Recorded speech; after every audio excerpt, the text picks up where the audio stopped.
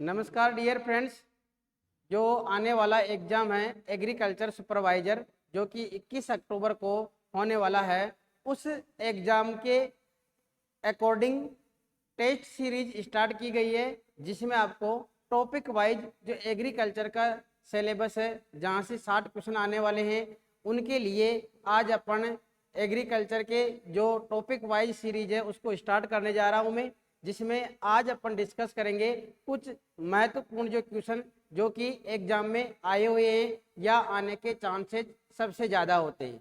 इसके अलावा जो क्वेश्चन है उसका पूरा निचोड़ आपको बताया जाएगा, जिससे कि उसके आसपास की जो रिलेटेड चीज़ें हैं वो उससे कन्फ्यूजन दूर हो और अपने जो क्वेश्चन हैं उनका सटीक आंसर अपन तैयार कर सके। तो स्टार्ट करने वाले हैं आज अपन। आज का जो टॉपिक है वो है मर्दा से रिलेटेड, यानी मैं यहाँ आपको मर्दा से रिलेटेड कुछ इम्पोर्टेंट क्वेश्चन को सोल्व करवाने जा रहा हूँ मैं। तो आप इस वीडियो को अंत तक देखिए, और यदि आपको क्वेश्चन या जो उनका कंटेंट है या उनका जो आंसर देने का तरीका है वो अच्छा लगता है तो आप इस वीडियो को आगे से अपने दोस्तों के साथ भी शेयर करें, जिससे कि वो भी समय रहते हुए अच्छी तैयारी करके और अपना सिलेक्शन प्राप्त कर सकते हैं। पहला क्वेश्चन लेके आया हूं मैं, भारतीय मृदा में किस तत्व की सर्वाधिक कमी पाई जाती है। यहाँ ऑप्शन है फास्फोरस, जस्ता, पोटेशियम, नाइट्रोजन। तो इससे पहले कुछ बताना चाहता हूं मैं, जो पौधे हैं उनके लिए 17 आवश्यक पोषक तत्व निर्धारित किए गए हैं। किसके द्वारा? दो साइंटिस्ट हैं, अर्नोन और स्टाउट। अर्नोन और स्टाउट इन्होंने 39 के अंतर्गत एक अवधारणा दी थी, एक कंसेप्ट दिया था, जिसको कहा जाता है अनिवार्यता का सिद्धांत या पोषक तत्वों की अनिवार्यता का सिद्धांत या पोषक तत्वों की कसौटी का सिद्धांत या क्राइटेरिया ऑफ इसेंशियलिटी। उसके अनुसार टोटल 17 तत्व है, जिनको दो बड़े ग्रुपों में बांटा गया है। एक है वृहद पोषक तत्व और दूसरा ग्रुप है सूक्ष्म पोषक तत्व। वृहद पोषक तत्व कौन कौन से हैं? एनपीके, जिनको प्राथमिक पोषक तत्व भी कहा जाता है, जिन्हीं को क्रांतिक तत्व भी कहा जाता है, जिन्हीं को उर्वरक तत्व भी कहा जाता है। दूसरा ग्रुप है इसमें कैल्शियम, मैग्नीशियम, सल्फर। इन तीनों को कहा जाता है द्वितीयक पोषक तत्व कहा जाता है। और इनमें से जो सल्फर ऐसा तत्व है जिसको चौथा प्राथमिक तत्व माना गया है। सल्फर इसको कहा गया है चौथा प्राथमिक तत्व। अभी तक आपने पढ़ा होगा 3 प्राथमिक तत्व है, नाइट्रोजन, फास्फोरस और पोटास। यहाँ चौथा प्राथमिक पोषक तत्व किसको कहा गया है? सल्फर तत्व को। इसके अलावा जो पोषक तत्व रह गए हैं वो कौन से हो जाते हैं? सूक्ष्म पोषक तत्व। Calcium, boron, copper, manganese, पेरस, Jadon, ये सभी कौन से हैं? निकिल, ये सभी कौन से तत्व है? सूक्ष्म पोषक तत्व। यहाँ क्वेश्चन पूछा गया भारतीय मृदा में किस तत्व की सर्वाधिक कमी पाई जाती है, तो भारतीय मृदा में सबसे ज्यादा कमी पाई जाती है जिंक की, जस्ते की।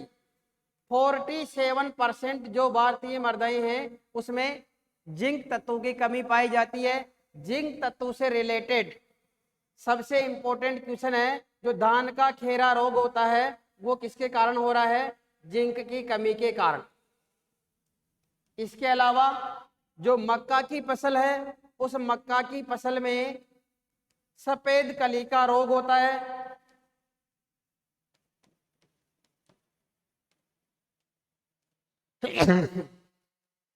व्हाइट बड, ये भी किसके कारण होता है? जिंक तत्व की कमी के कारण। तो यहां सही आंसर है जिंक। नेक्स्ट क्वेश्चन है इल्यूविएशन संस्तर किसको कहा जाता है?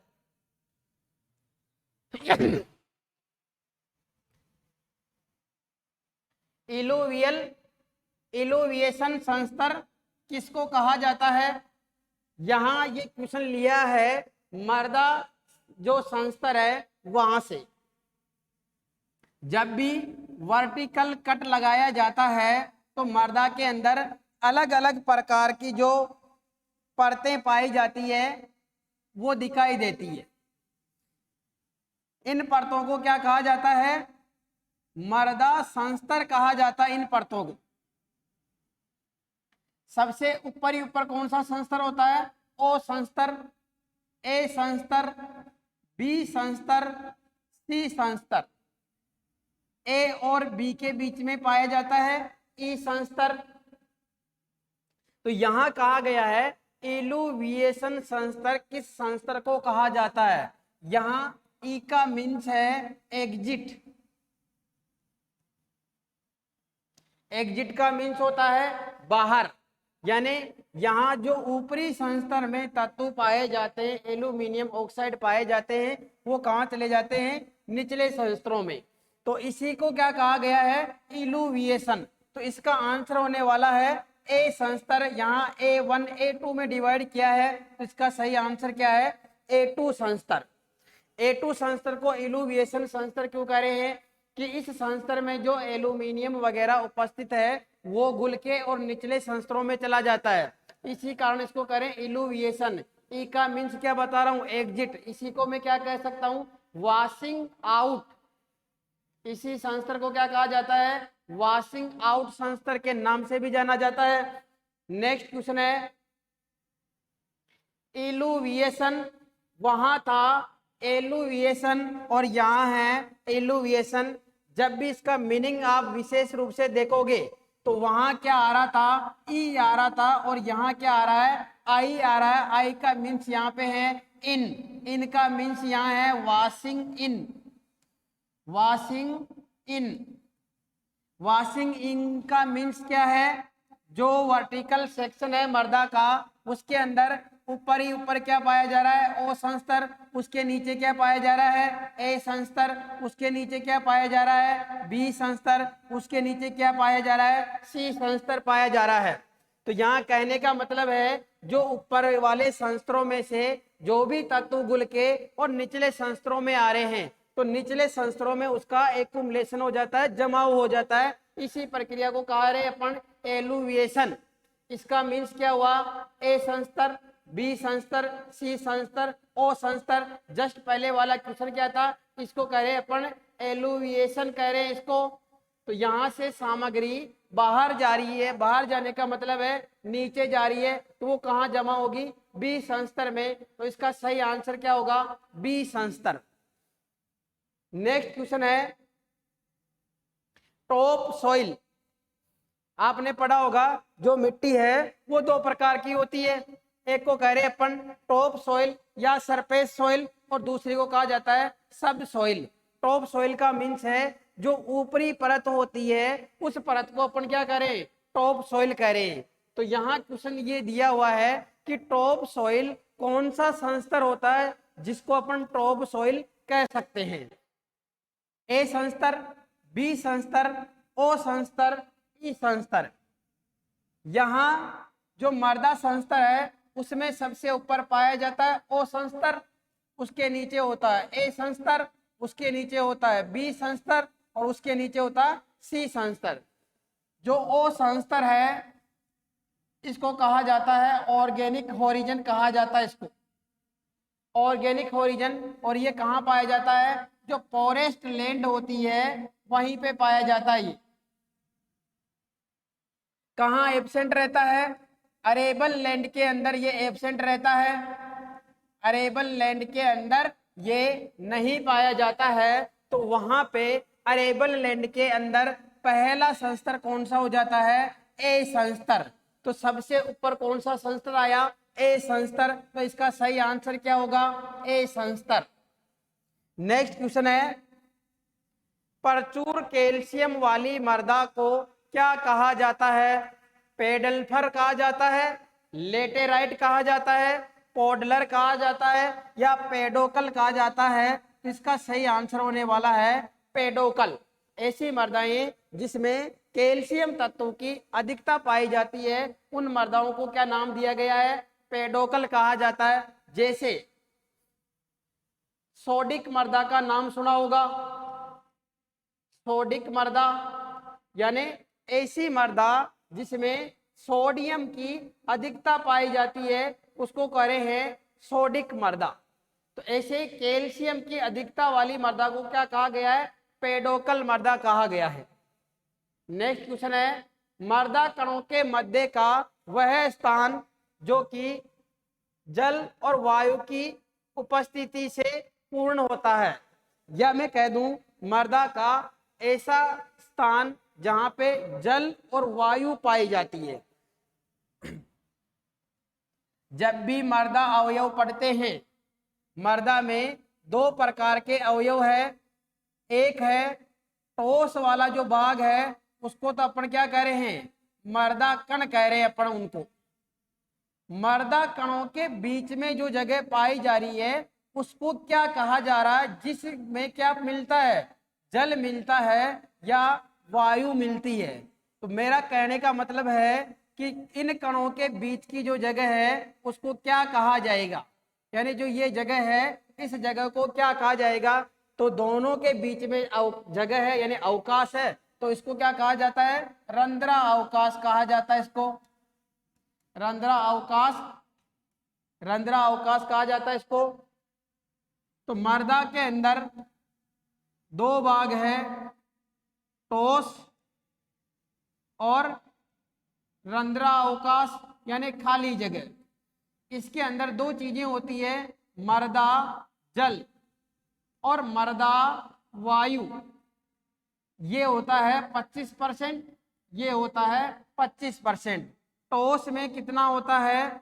इसमें होता है ऑर्गेनिक मैटर और मिनरल मैटर। तो मिनरल होता है 45% और ऑर्गेनिक होता है 4 से 5%। ठोस भाग होता है 50% और रंध्रा अवकाश होता है 50%। यहां से सीधा सीधा सा क्वेश्चन पूछा जाता है, मृदा जल कितना प्रतिशत होता है? 25। मृदा वायु कितना होता है? 25%। नेक्स्ट क्वेश्चन है, मृदा कणों के विशेष कण समूह में, मृदा कणों के विशेष कण समूह में विभाजन या कणों की सजावट क्या कहलाती है? यहां क्वेश्चन को तरीके से पढ़ना होगा। मृदा कणों के विशेष कण समूह में विभाजन या कणों की सजावट अरेंजमेंट कहलाता है। मृदा कणों का अरेंजमेंट, यानी इसको सिंपल भाषा में करूं मैं तो इसको क्या लिखूंगा मैं? Arrangement of soil particle. और ये परिभाषा है किसकी? मृदा संरचना की।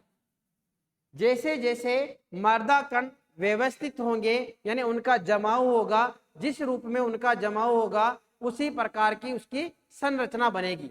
इस कारण अपन कह सकते हैं कि जो मृदा कणों की जो व्यवस्थापन है, उनका जो अरेंजमेंट है वो क्या कहलाएगा? मृदा संरचना कहलाएगा, सोइल स्ट्रक्चर कहलाएगा।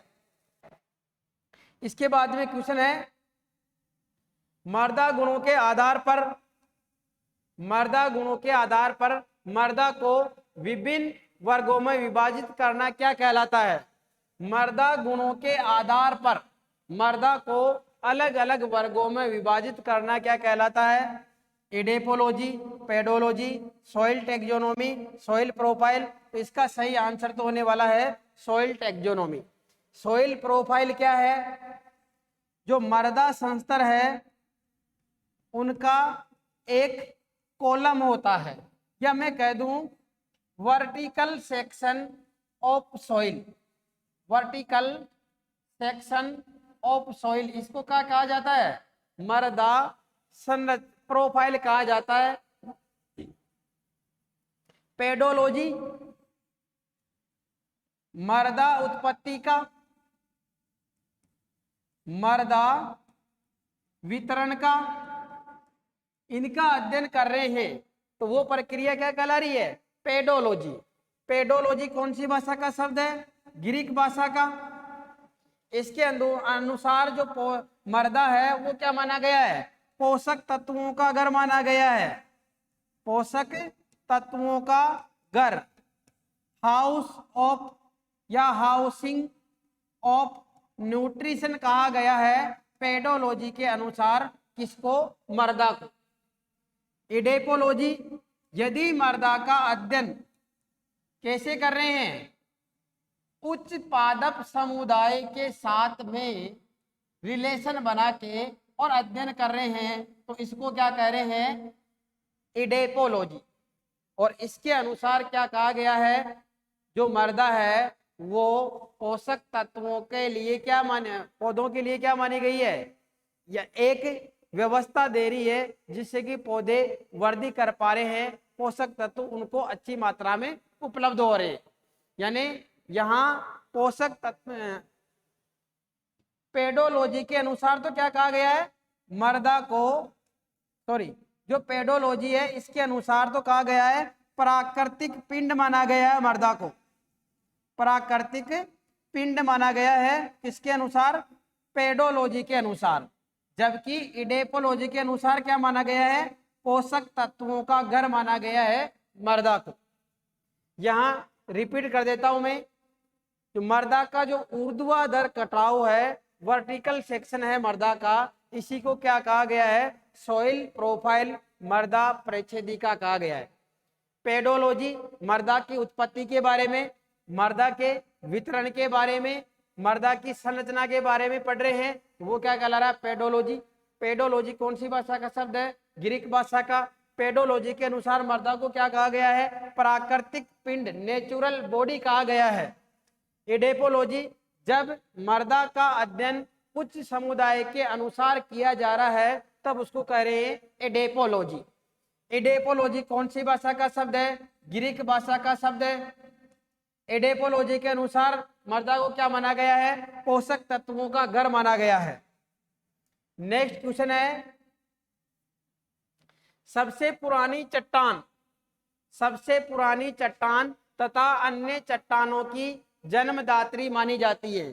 चट्टानें तीन प्रकार की होती है, आग्नेय चट्टान, परतदार चट्टान, रूपांतरित चट्टान।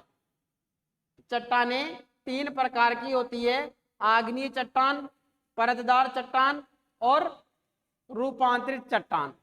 यानी जब ज्वालामुखी आता है तो उसके लावा के बाहर निकलकर और जमने के कारण जिन चट्टानों का निर्माण होता है वो तो क्या है? आग्नेय चट्टान। सबसे पुरानी चट्टान कौन सी है? आग्नेय चट्टान। अन्य चट्टानों की जन्मदात्री कौन सी है? आग्नेय चट्टान।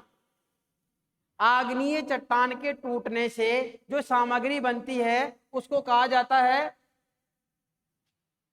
तलछट। तलछट कहा जाता है, सेडिमेंट कहा जाता है। और जब ये सेडिमेंट या तलछट बहके और जम जाता है, तालाबों में जाके, समुद्रों में जाके जम जाता है, जिसके कारण जिस चट्टान का निर्माण होता है तो उसको कहा जाता है सेडिमेंट्री रॉक्स। ये जो जमाव है ये परतों के रूप में होता है, इस कारण इसको परतदार चट्टानें भी कहा जाता है। रूपांतरित चट्टानें, मेटामॉर्फिक रॉक्स क्या होती है? आग्नेय और परतदार चट्टानों में परिवर्तन होने से, यानी उनका रूप बदलने से जो नई चट्टानों का निर्माण होगा उसको क्या कहा जाएगा? मेटामॉर्फिक रॉक्स कहा जाएगा। जैसे सुना होगा मार्बल वगैरह होते हैं, तो मार्बल क्या होता है? एक मेटामॉर्फिक चट्टान का उदाहरण है। तो यहां आंसर क्या है? आग्नेय चट्टान। नेक्स्ट क्वेश्चन है, भारतीय कृषि अनुसंधान परिषद आईसीआर के अनुसार भारत की मिट्टियों को कितने वर्गों में बांटा गया है? तो भारत की मिट्टियों को बांटा गया है 8। इसका आंसर है 8 वर्गों में। नेक्स्ट क्वेश्चन है, जलोढ़ मिट्टी भारत के कितने क्षेत्रफल में पाई जाती है? ये पाई जाती है 22% क्षेत्र में पाई जाती है। नेक्स्ट क्वेश्चन है, भूपपड़ी में सर्वाधिक पाया जाने वाला तत्व कौन सा है। यहां विशेष ध्यान रखना आपको, तत्व की बात कर रहे हैं। भूपपड़ी, अर्थ क्रस्ट। अर्थ क्रस्ट क्या है? जो लिथोस्फीयर होता है, लिथोस्फीयर की जो आउटर मोस्ट लेयर है वो क्या कहलाती है? अर्थ क्रस्ट, भूपपड़ी कहलाती है। यहां पूछा गया है सबसे ज्यादा तत्व कौन सा मिलता है, तो इसका मैं बता देता हूं। ऑक्सीजन मिलता है 46.6%। इसके बाद में सिलिका का नंबर आता है जो है 26.72%, लगभग 27%, ये लगभग 47%। और थर्ड नंबर पे आता है एल्यूमिनियम जो है 8.13%। तो यहाँ किसकी बात कर रहे हैं अपन? भूपपड़ी पे सबसे ज्यादा पाए जाने वाला तत्व कौन सा है, तो कौन सा होगा? ऑक्सीजन। कौन सा होगा आंसर? ऑक्सीजन। यदि तुम्हारे को पूछा जाता है कि भूपपड़ी में सर्वाधिक पाया जाने वाला धातु कौन सा है, धातु कौन सा है, तो सबसे ज्यादा पाया जाने वाला धातु कौन सा है? एल्यूमिनियम। सबसे ज्यादा पाया जाने वाला अधातु कौन सा है? सिलिका। यहाँ सबसे ज्यादा कंफ्यूज रहते हैं स्टूडेंट्स, क्यों? क्योंकि वो करते हैं इसका रेशियो याद, और वहां क्वेश्चन को पढ़ते हैं सर्वाधिक, सर्वाधिक लगाते हैं ऑक्सीजन, जबकि वो ये नहीं पढ़ पाता है कि वो धातु के बारे में पूछ रहा है, अधातु के बारे में पूछ रहा है, तत्व के बारे में पूछ रहा है। तो यहाँ मैंने तीनों आपको क्लियरिफिकेशन दे दिए। यदि तत्व आता तो ऑक्सीजन है, यदि धातु आता है तो एल्यूमिनियम है, यदि अधातु आता है तो सिलिका इसका आंसर है। नेक्स्ट क्वेश्चन है, भूपपड़ी में सर्वाधिक पाया जाने वाला धातु, अभी बता रहा हूं मैं कि सबसे ज्यादा पाया जाने वाला धातु कौन सा है? वो है एल्यूमिनियम। क्यों? क्योंकि सिलिकॉन क्या है? ये है धातु। और जो आयरन है इसका परसेंटेज निकाल के देखते हो तो चौथे नंबर पे आता है भूपपड़ी में पाए जाने के आधार पर। नेक्स्ट है पीएच स्केल की खोज। पीएच स्केल की खोज किसने की थी? सोरेन, पेडर, लॉरिड सोरेनसन ने, नाइल ब्रेडी ने, एस विनोग्रेडेस्की ने, या इनमें से कोई नहीं? पीएच स्केल क्या है? यहां पीएच का मीन्स क्या है? पावर ऑफ हाइड्रोजन, उसको कहा जाता है pH. Power of hydrogen, potenza of hydrogen, potential of hydrogen, इन सभी को कह रहे हैं पीएच। पीएच की जो वैल्यू होती है वो होती है 0 से लेके और 14, और मध्य में है 7। 0 से 7 पीएच आ रहा है किसी का तो वो अम्लीय कंडीशन का है। 7 आ रहा है तो वो न्यूट्रल उदासीन कंडीशन का है, और 7 से 14 आ रहा है तो वो क्षारीय कंडीशन का है। पहली बात तो ये ध्यान रखना है, वैल्यू कितनी है? 0 से 14 के मध्य। लेकिन यहाँ अंकों की बात करूं कि इसके ऊपर अंक कितने हैं, तो अंक कितने हैं? 15 अंक है। 0, 1, 2, 3, 4, 5, 6, 7, 8, 9, 10, 11, 12, 13 और 14, टोटल कितने अंक हो गए? 15 अंक। पीएच क्या है? यूनिट लेस, यूनिट लेस है। पीएच की कोई यूनिट, किसी प्रकार की इकाई नहीं पाई जाती है। तो इसकी खोज की थी सोरेनसन ने 1909 के अंतर्गत। तो इसका सही आंसर है पहला। नेक्स्ट क्वेश्चन है, पुरानी जलोढ़ मिट्टी को क्या कहा जाता है? पुरानी जलोढ़ मिट्टी को क्या कहा जाता है? ऑप्शन 1 है बांगर, खादर, लेटेराइट, या लांगर। जलोढ़ मिट्टी का मतलब क्या हुआ? जल के द्वारा बहकर आई जो मिट्टी है, या जल के द्वारा जो अवयव लाए गए हैं बहा के, उनसे जिस मिट्टी का निर्माण हुआ है उसको कहा जा रहा है जलोढ़ मिट्टी। तो उसको क्या कहा जाता है? खादर। यानी पुरानी जो जलोढ़ मिट्टियां होती है उनको कहा जाता है खादर, और जो नई जलोढ़ मिट्टियां होती है उनको कहा जाता है बांगर। नेक्स्ट क्वेश्चन है, केंद्रीय मृदा संरक्षण बोर्ड का गठन कब हुआ? तो ये हुआ था 1953 के अंतर्गत। प्राथमिक चट्टानें कहलाती है। कौन सी चट्टानों को प्राथमिक चट्टान कहा जाता है? उसका सही आंसर है आग्नेय चट्टान, जो सेडिमेंट्री या इसको कहा जाता है परतदार या तलछट चट्टानी, इनको कहा जाता है सेकेंडरी रॉक्स। और जो मेटामॉर्फिक रॉक्स होती है इनको कहा जाता है टर्सरी रॉक्स। सबसे पहले बनती है आग्नेय चट्टान से बनती है सेडिमेंट्री रॉक्स, और सेडिमेंट्री रॉक्स में रूपांतरण या मूल चट्टान यानी आग्नेय चट्टान में रूपांतरण होने से क्या बन रहा है? मेटामॉर्फिक चट्टान बन रही है। तो इसका सही आंसर है आग्नेय चट्टान। नेक्स्ट क्वेश्चन है, रेंगुर यानी कि काली मिट्टी सबसे ज्यादा किस राज्य में पाई जाती है? रेंगुर काली मिट्टी किस राज्य में सबसे ज्यादा पाई जाती है? वो है महाराष्ट्र। काली मिट्टी सबसे ज्यादा पाई जाती है महाराष्ट्र में। काली मिट्टी किसके लिए बेस्ट मानी जाती है? कपास की खेती के लिए। तमिलनाडु में कौन सी मिट्टी पाई जाती है? लाल मिट्टी सबसे ज्यादा पाई जाती है। राजस्थान में कौन सी मिट्टी पाई जाती है? रेतीली बालू मिट्टी सैंडी सॉइल सबसे ज्यादा पाई जाती है राजस्थान में। नेक्स्ट क्वेश्चन है, सोइल शब्द की उत्पत्ति लैटिन भाषा के किस शब्द से हुई है जिसका अर्थ पर्स फ्लोर होता है? Soil, regosol, solum, sols. तो इसका सही आंसर है सोलम। लैटिन भाषा का सोलम शब्द है जो बाद में किसमें परिवर्तित हो गया? सोइल के अंदर। इसका सामान्य अर्थ क्या है? फ्लोर, पर्स है, जबकि इसका अर्थ क्या है? मर्दा, जिसके अंदर पोषक तत्व पाए जाते हैं। सोलम मर्दा संस्तर ए और मर्दा संस्तर बी, दोनों संस्तर मिला के क्या कहलाते हैं? सोलम कहलाते हैं।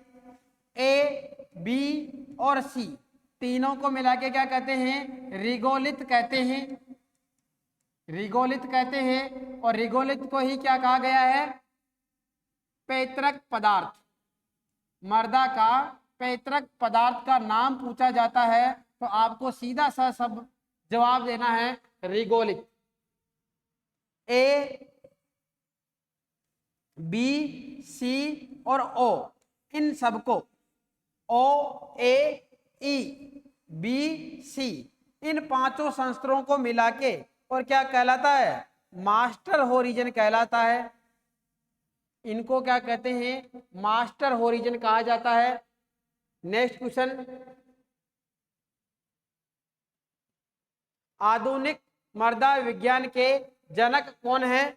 आधुनिक मृदा विज्ञान के जनक कौन है? वो है वीवी डोकुचेव। नेक्स्ट क्वेश्चन है, कृषि रासायनिकी एग्रीकल्चर केमिस्ट्री का जनक किसको कहा जाता है? जेवी लिबिग को।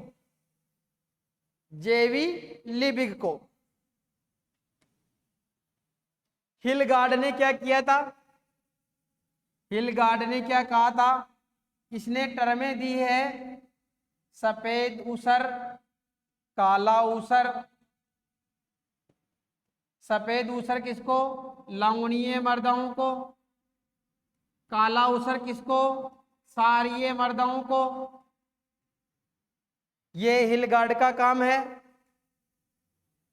ऑर्गेनिक मृदा में कम से कम कितना प्रतिशत जैविक पदार्थ होना चाहिए?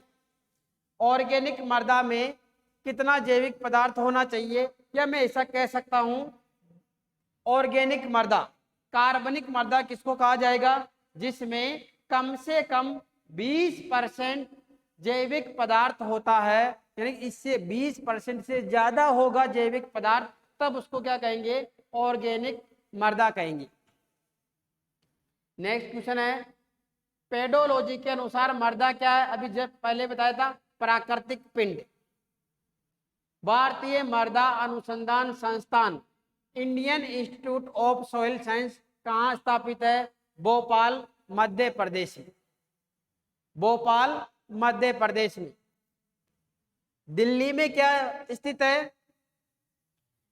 इसका शॉर्ट में अपने को क्या कोड ध्यान रखना है? IISS, Indian institute of soil science. ये है भोपाल मध्य प्रदेश। भोपाल मध्य प्रदेश के अंतर्गत।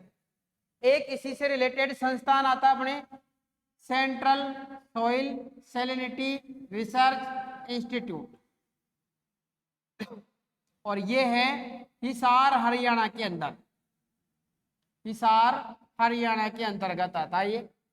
यहाँ केंद्रीय लवणीयता, केंद्रीय मृदा लवणीयता अनुसंधान संस्थान, central soil salinity research institute. इज्जत नगर में क्या है? IVRI, Indian veterinary research institute. यह है इज्जत नगर, उत्तर प्रदेश। तो ये मृदा जो टॉपिक है अपना, उससे रिलेटेड कुछ महत्वपूर्ण क्वेश्चन थे, जिसमें आज मोस्टली मैंने उन क्वेश्चनों को लिया है जिसमें मृदा प्रोफाइल से संबंधित या मृदा के जो अवयव है उनसे संबंधित आपको क्वेश्चन पूछे जाते हैं, या इनको जो इम्पोर्टेंट क्वेश्चन है उनका जो निचोड़ है ये कैसे निकालें, उसके आसपास की चीजें कौन सी होती है, उनका क्या ध्यान रखें, और कैसे पढ़ाई को स्टार्ट करें या पढ़ाई को अपन लास्ट अंजाम तक पहुंचाइए।